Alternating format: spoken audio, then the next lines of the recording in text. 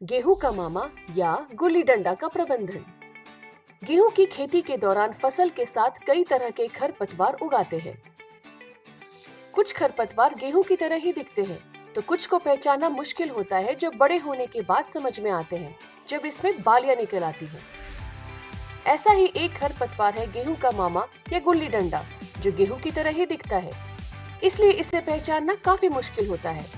इसमें और गेहूं में एक अंतर होता है, गेहूं की जड़ के पास तना हरा सफेद होता है, लेकिन गुल्ली डंडा घास में गुलाबी होता है।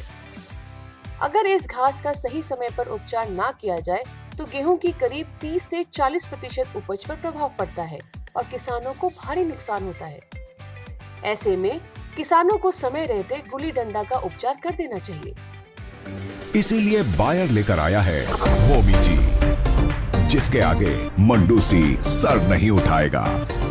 मोमीजी रसायन शास्त्र की नई श्रेणी आइजोक्साजोलिन से है, जिसका इस्तेमाल खरपतवार के उगने से पहले किया जाता है, यानी कि बिजाई के 0 से 3 दिन तक। मोमीजी में मौजूद पायरोक्सासल्फोन एक आधुनिक रसायन है जो मंडूसी या गुल्ली डंडा पर लंबे समय तक नियंत्रण की क्षमता रखता है। साथ ही मोमीजी सहनशील मंडूसी या गुल्ली डंडा पर भी प्रभावी नियंत्रण रखता है, जो अभी तक किसी भी उपलब्ध खरपतवार नाशक में नहीं है। मोमीजी को इस्तेमाल करना बहुत आसान है। इसे फ्लैट फैन नोजल लगे हुए नैपसैक स्प्रेयर की मदद से 60 ग्राम प्रति एकड़ की मात्रा से 150 लीटर पानी के साथ मिलाकर छिड़कें। गुल्ली डंडा के प्रभावी नियंत्रण के साथ अन्य खरपतवार से छुटकारा पाने के लिए इन बातों का ध्यान रखें। 1. बिजाई के 20 दिन बाद सिंचाई अवश्य करें। 2.